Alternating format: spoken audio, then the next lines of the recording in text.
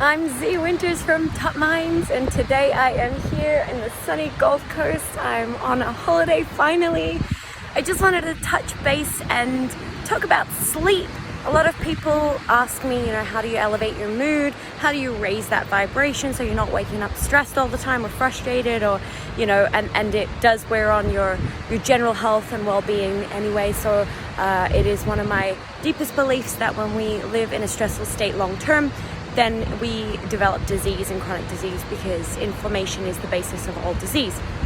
So a lot of people, come to me for mindset tips. How do we elevate our mindset and keep in a happy state? Well, I do go through a lot of tools on how to do that, which is great. But one of the best things to do is just get a healthy sleep. And it sounds so simple, but we don't actually think about it. We don't actually train for a healthy sleep. So healthy sleep habits are not something that we inherently learn anymore, and most of us don't have them. And so I know for a fact when I have a shocking sleep, I am an absolute Satan.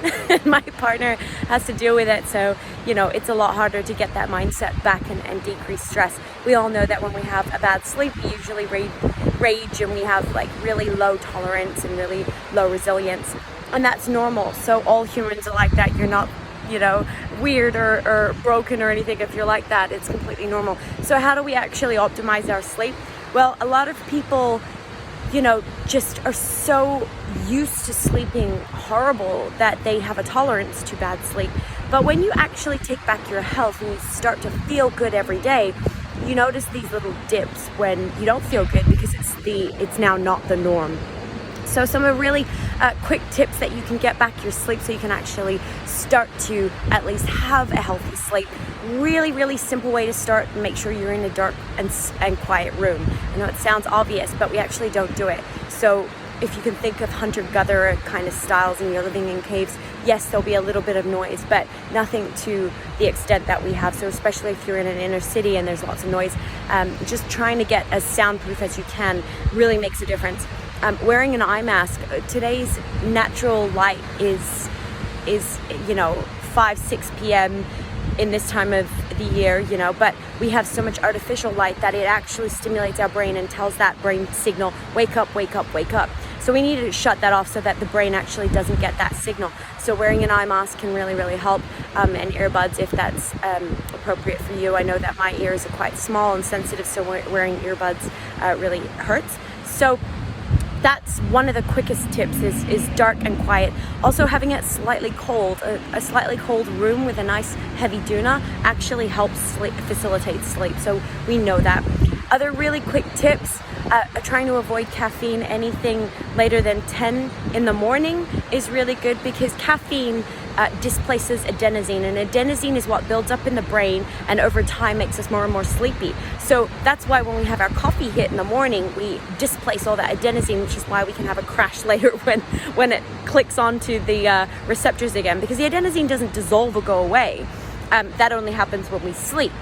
So over time, it's meant to build up concentration in the brain, and then at night, it makes us so sleepy we go to sleep. So caffeine actually binds to the same receptors, and then the adenosine pops off the receptors and just floats around. So it makes us feel a little bit more awake. But the minute that caffeine disintegrates, then it can go back on. Apples actually have the same mechanism. So if you're ever wanting that wake up, you can always have an apple as well. So we want to avoid caffeine later in the day, because you're going to get that crash extra hard if you have it later in the day.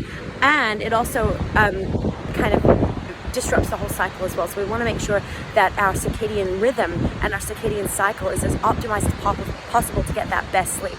The next thing I would really recommend, something super easy, get outside and look at the sunshine. Take your glasses off and have a look, just 10 minutes as soon as you wake up.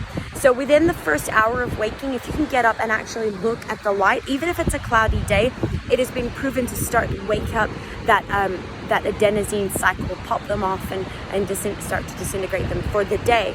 That's because when we wake up, we get triggers from the sun that says, wake up, it's time to actually start the day. So with our houses, we get into cars, we have filtered light on our glass. It's not the same thing. You need to get outside and look at, not directly at the sun, but at least have access to real natural light outside, and you only need to do it for 10 minutes, and it can really help your sleep for that night.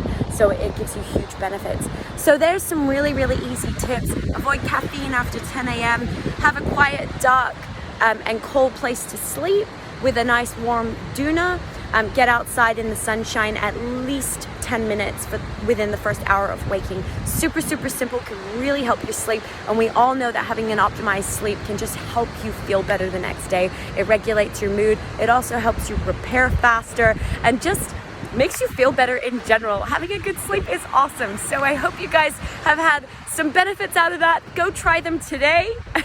And I'm sending you lots and lots of love on my beautiful vacation. Give me a like, a subscribe, and post any comments of anything else that you'd like more tips and tricks about. Okay guys, sending you lots of love. Bye.